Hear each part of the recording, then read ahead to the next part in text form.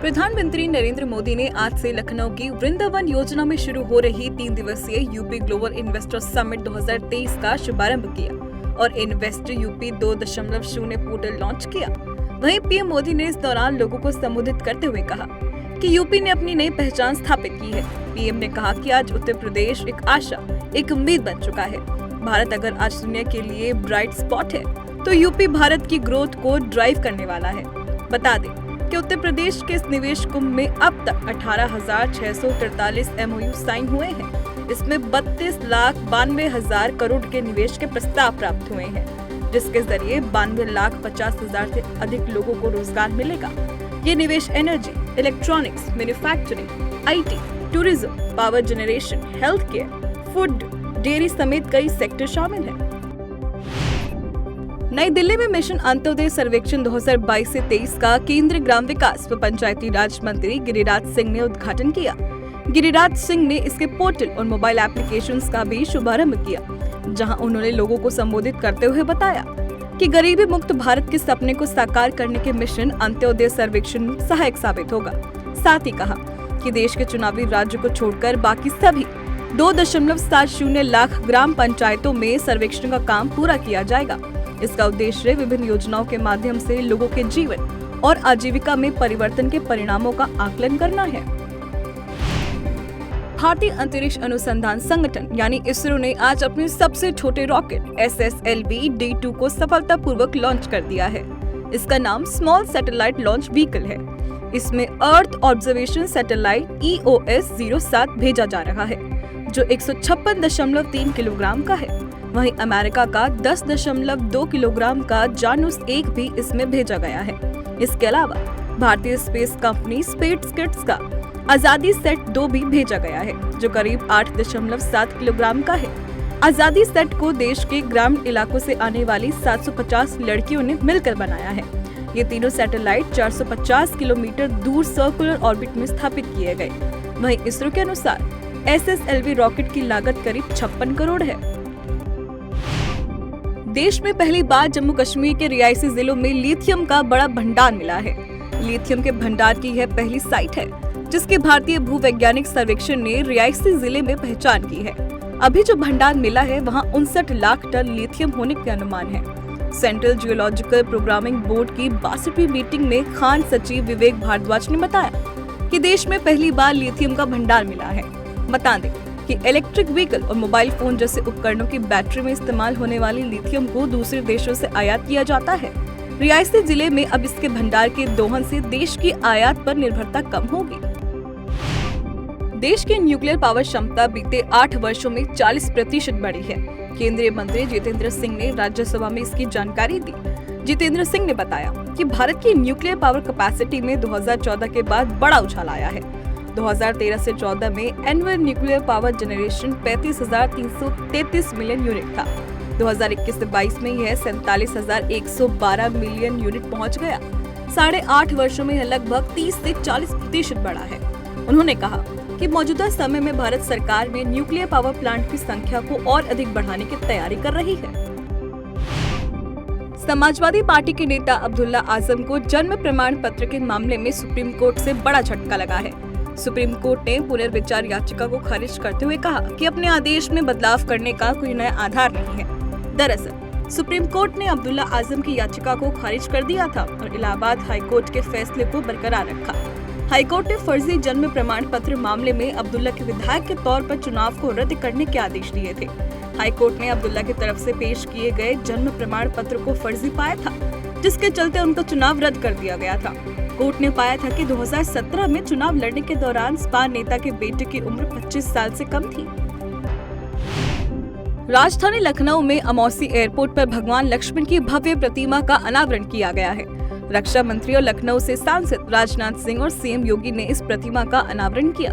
इस अवसर पर यूपी के सीएम योगी आदित्यनाथ ने डिप्टी सीएम ब्रजेश पाठक, सरोजनी नगर के विधायक राजेश्वर सिंह के साथ कई अन्य विधायक व नेता मौजूद रहे। बता दें कि भगवान लक्ष्मण की यह प्रतिमा कांस्य की बनी है। इसकी ऊंचाई 12 फीट और 1200 किलो का वजन है। तुर्की और सीरिया में 6 फरवरी को आए भीषण भूकंप से बड़े पैमाने पर माल जाल का नुकसान हुआ है। भूकंप में अब तक मरने वालों की संख्या बढ़कर 21,000 के पार हो गई है, तो वहीं 70,000 से ज्यादा लोग घायल हैं। भारत ने तुर्की के हित्ते प्रांत में एक फील्ड अस्पताल स्थापित किया है, जिसने काम करना भी शुरू कर दिया है। इसमें सर्जरी और आपातकालीन वार्ड है। विदेश मंत्री एस जयशंकर ने बताया कि ऑपरेशन दोस्त के तहत सेना की टीम रात दिन काम कर प्रभावित लोगों को राहत मुहैया करा रही है। विदेश मंत्रालय ने कहा कि भारत ने वायुसेना के 5 C-17 विमानों से 250 से ज्यादा कर्मियों, विशेष उपकरण और अन्य सामग्री तुर्की भेजी है। कलकत्ता उच्च न्यायालय ने एक महत्वपूर्ण फैसले में पश्चिम बंगाल सरकार को बड़ा झटका दिया है। कलकत्ता हाईकोर्ट ने पश्चिम बंगाल सरकार द्वारा सहायता प्राप्त और अनुदानित स्कूलों में 1911 नियुक्तियों को अवैध घोषित किया है। इतना ही नहीं, उच्च न्यायालय ने Paschim Bengal board of secondary education को इन कर्मचारियों को सेवा से बर्खास्त करने का भी आदेश दिया है। कलकत्ता हाईकोर्ट की ओर से मामले में अवैध ठहराई गई नियुक्तियां पश्चिम बंगाल सरकार से सहायता प्राप्त और सरकारी अनुदान पर संचालित स्कूलों में ग्रुप डी के पदों पर की गई थी। इन नियुक्तियों को लेकर अनियमितताओं के गंभीर आरोप लगाए गए थे। उत्तराखंड में सीएम पुष्कर सिंह धामी ने बड़ा फैसला लेते हुए उत्तराखंड नकल विरोधी कानून के अध्यादेश को मंजूरी दे दी है। जल्द ही राज्यपाल की मोहर लगने के बाद उत्तराखंड नकल विरोधी कानून प्रदेश में लागू हो जाएगा। इसकी जानकारी खुद मुख्यमंत्री पुष्कर सिंह धामी ने ट्वीट कर दी है। अध्यादेश के अनुसार यदि कोई परीक्षार्थी प्रतियोगी परीक्षा में स्वयं नकल करते हुए या अन्य परीक्षार्थी को नकल कराते हुए पाया जाता है तो उसके लिए 3 वर्ष का कारावास और न्यूनतम 5 लाख रुपए के जुर्माने का प्रावधान किया गया है। यदि वह परीक्षार्थी किसी अन्य प्रतियोगी परीक्षा में पुनः दोषी पाया जाता है तो उसके लिए न्यूनतम 10 वर्ष के कारावास तथा न्यूनतम 10 लाख रुपए जुर्माने का प्रावधान किया गया है। आज राजस्थान के मुख्यमंत्री अशोक गहलोत ने अपने तीसरे कार्यकाल का आखिरी बजट पेश किया और सीएम करीब 8 मिनट तक पुराना बजट पढ़ते रहे। हालांकि मंत्री महेश जोशी ने उन्हें बीच में ही रोक दिया। इसके चलते सदन में भारी हंगामा होने लगा। पुराना बजट पढ़ने पर सीएम गहलोत ने विधानसभा में माफी भी मांगी। वहीं राजस्थान के पूर्व मुख्यमंत्री वसुंधरा राजे ने कहा कि विधानसभा में पेश किए जाने वाले बजट को पढ़े या जांचे बिना आना यह दिखाता है कि वे अपने राज्य का शासन कैसे चला रही हैं। ऐसे राज्य को निश्चित रूप से नुकसान होगा। वहीं केंद्रीय मंत्री गजेंद्र सिंह शेखावत ने इस मामले में ट्वीट करते हुए कहा कि पेपर लीक के बाद अब राजस्थान का बजट भी लीक। गहलोत जी एक कॉपी तो अपने पास भी रखते, पुराना नहीं पढ़ना पड़ता। केंद्र सरकार इस वर्ष डिजिटल लोन सेवा शुरू करेगी। डिजिटल पेमेंट उत्सव या डिजिटल भुगतान उत्सव को संबोधित करते हुए रेल मंत्री अश्विनी वैष्णव ने कहा कि इसे यूपीआई सेवा की तरह पेश किया जाएगा। इस सेवा से छोटी रेहड़ी पटरी वाले भी बड़े बैंकों से कर्जा ले सकेंगे। केंद्रीय मंत्री ने कहा कि इस वर्ष हम डिजिटल क्रेडिट शुरू करेंगे और भारतीय राष्ट्रीय भुगतान निगम अगले 10 से 12 महीनों की अवधि में इसमें बड़ी बढ़त हासिल करेगा।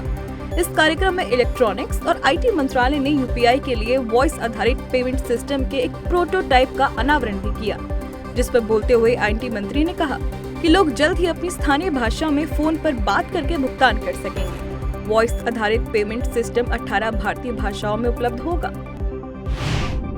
सभी राज्य, केंद्र शासित प्रदेश और केंद्र के 32 विभाग इस वर्ष दिसंबर तक राष्ट्रीय एकल खिड़की व्यवस्था से जुड़ जाएंगे। इसके जरिए सभी कंपनियां कारोबार के लिए मंजूरी और अनापत्ति प्रमाण पत्र मांग सकेंगी। उद्योग एवं आंतरिक व्यापार संवर्धन विभाग के सचिव अनुराग जैन ने इसके बारे में जानकारी दी है और कहा कि अभी तक 19 राज्य और केंद्र शासित प्रदेश राष्ट्रीय एकल खिड़की व्यवस्था से जुड़ चुके हैं। इनमें आंध्र प्रदेश, बिहार, गोवा, गुजरात, जम्मू कश्मीर, हिमाचल प्रदेश और कर्नाटक आदि शामिल है। भारत जापान व्यापार सहयोग समिति की संयुक्त बैठक में अनुराग जैन ने कहा कि इस व्यवस्था से अनुपालन बोझ कम होगा, परियोजना में लगने वाले समय में भी कमी आएगी। भारत और ऑस्ट्रेलिया के बीच नागपुर के विद्याभ्र क्रिकेट एसोसिएशन स्टेडियम में खेले जा रहे पहले टेस्ट मैच के दूसरे दिन के खेल के दौरान टीम इंडिया के कप्तान रोहित शर्मा ने 14 चौके और 2 छक्कों की मदद से दमदार शतक जड़ दिया है। रोहित शर्मा ने यह शतक जड़ते ही खास उपलब्धि हासिल कर ली है। रोहित भारत के पहले ऐसे कप्तान बन गए हैं जिन्होंने बतौर कप्तान तीनों फॉर्मेट में शतक लगाया है। बता दें कि रोहित शर्मा भारत के 10वें कप्तान बन गए हैं जिन्होंने ऑस्ट्रेलिया के खिलाफ टेस्ट में शतक जड़ा है। फिल्म कांतारा के मेकर्स को बड़ी राहत मिली है। दरअसल मेकर्स पर फिल्म के बरहा रूपम गाने को लेकर साहित्यिक चोरी का आरोप लगा था, जिसे लेकर सुप्रीम कोर्ट ने फैसला सुनाते हुए कांतारा के निर्माता निर्देशक विजय किरांगदूर और ऋषभ शेट्टी को राहत दी है। सुप्रीम कोर्ट ने केरल हाई कोर्ट के उस फैसले को पलट दिया है जिसमें कहा गया था कि वहरा रूपम गाना फिल्म में नहीं दिखाया जाएगा। सुप्रीम कोर्ट ने कांतारा से वहरा रूपम गाने को हटाए जाने के निर्देश पर रोक लगाई है। साथ ही फिल्म के निर्माता निर्देशक को भी अग्रिम जमानत मिल गई है।